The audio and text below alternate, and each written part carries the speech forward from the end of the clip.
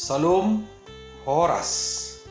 Saudara yang terkasih, di dalam nama Tuhan Yesus Kristus, firman Tuhan yang menjadi khotbah epistel pada Minggu Kantate 10 Mei 2020 diambil dari kitab Ulangan pasalnya yang ke-31, ayatnya yang ke-14 sampai dengan 22.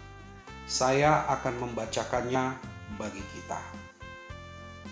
Kemudian berfirmanlah Tuhan kepada Musa, "Sesungguhnya sudah dekat waktunya bahwa engkau akan mati. Maka panggillah Yosua dan berdirilah bersama-sama dengan dia dalam kemah pertemuan, supaya aku memberi perintah kepadanya." Lalu pergilah Musa dan Yosua berdiri dalam kemah pertemuan.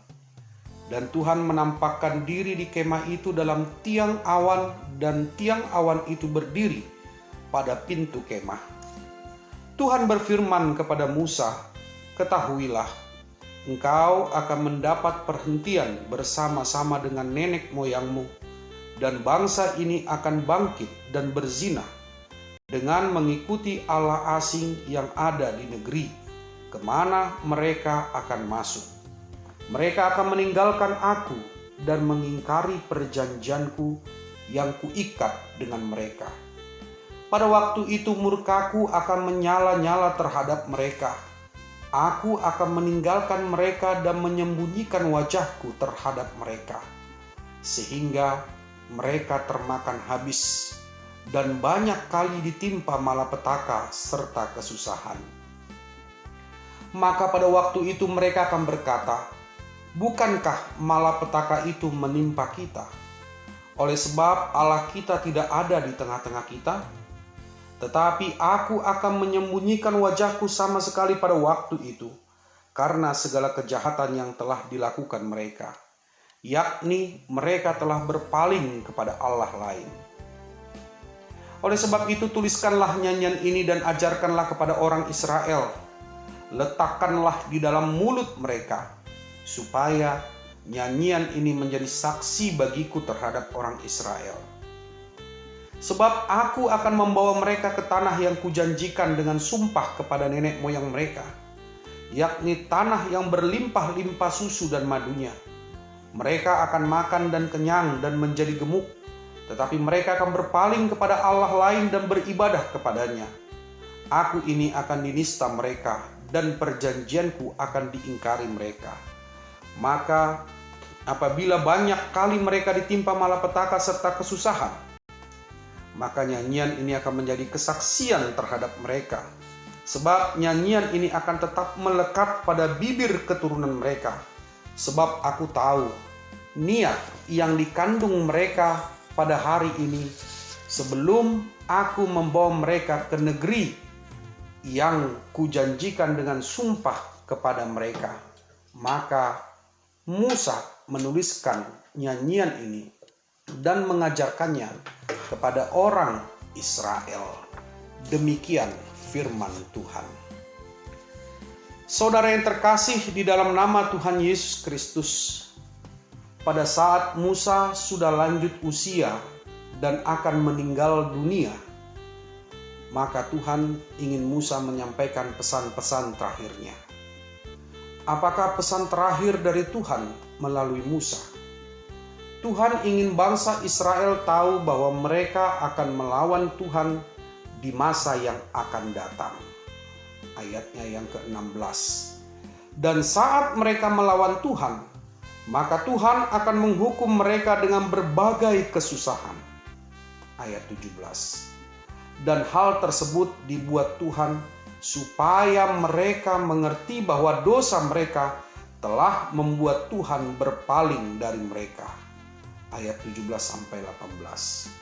Cara yang Tuhan inginkan supaya Musa gunakan dalam pengajaran hal tersebut adalah melalui menyanyikannya.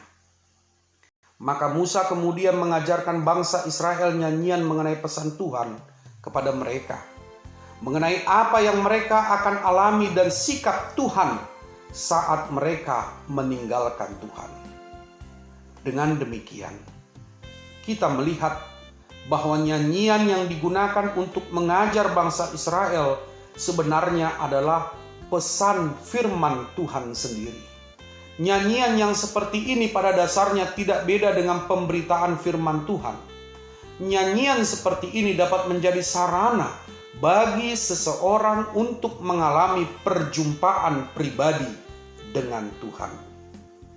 Saudara yang terkasih di dalam nama Tuhan Yesus Kristus, dari sinilah kita belajar bahwa nyanyian pujian ternyata bisa digunakan untuk mengajarkan kebenaran firman Tuhan. Jadi firman Tuhan bisa diajarkan baik melalui pemberitaan langsung, misalnya saat firman Tuhan dikotbahkan, namun firman Tuhan juga dapat diajarkan melalui bentuk nyanyian. Pilihlah lagu yang memiliki nilai ajaran yang kuat. Jangan sekedar pilih lagu yang enak dinyanyikan, namun muatan ajarannya dangkal. Mengapa demikian? Sebab nyanyian adalah sarana yang bisa digunakan untuk mengajarkan kebenaran firman Tuhan. Dan nyanyian yang seperti demikian dapat dipakai Tuhan sebagai sarana untuk membawa seseorang kepada pertobatan. Kita juga belajar bahwa nyanyian pujian seharusnya merupakan perpanjangan dari pemberitaan firman Tuhan. Itu berarti isi dari nyanyian pujian itu haruslah paralel dengan pesan firman Tuhan. Jika kita memilih lagu yang akan kita nyanyikan, kita harus yakin betul bahwa isinya adalah sesuai dengan apa yang Tuhan ajarkan. Itu juga berarti isi dari nyanyian yang benar haruslah benar dalam syairnya. Saudara yang terkasih di dalam nama Tuhan Yesus Kristus, bahwa nyanyian itu digunakan oleh Tuhan untuk menggantikan firman Tuhan, namun untuk menjadi kesaksian bagi Tuhan. Dalam ayat 19 kita membaca bahwa ditegaskan oleh Tuhan bahwa nyanyian yang berisikan firman Tuhan itu akan menjadi saksi bagiku. Apakah yang dimaksudkan oleh Alkitab dengan menjadi saksi? Dalam dunia kuno, tugas dari saksi adalah menyatakan kebenaran atau menceritakan hal yang benar. Atau dapat juga dikatakan bahwa kesaksian itu tugasnya adalah meneguhkan kebenaran. Sesuatu yang meneguhkan pada dasarnya berperan sebagai sesuatu hal yang menguatkan. Jadi sesuatu yang meneguhkan tidak dibuat untuk menjadi pengganti dari yang diteguhkan. Dengan demikian, nyanyian itu fungsinya adalah meneguhkan firman Tuhan. Nyanyian itu digunakan untuk menguatkan pesan firman Tuhan.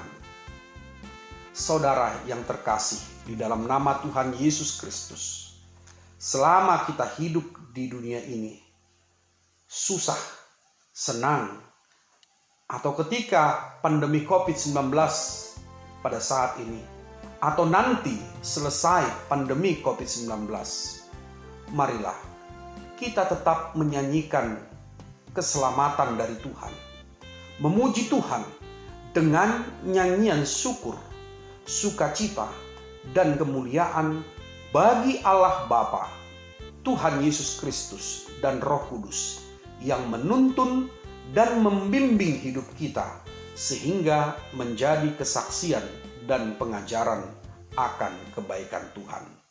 Oleh karena itu, mari kita berkantate, nyanyikanlah nyanyian baru bagi Tuhan. Mazmur 98. Amin.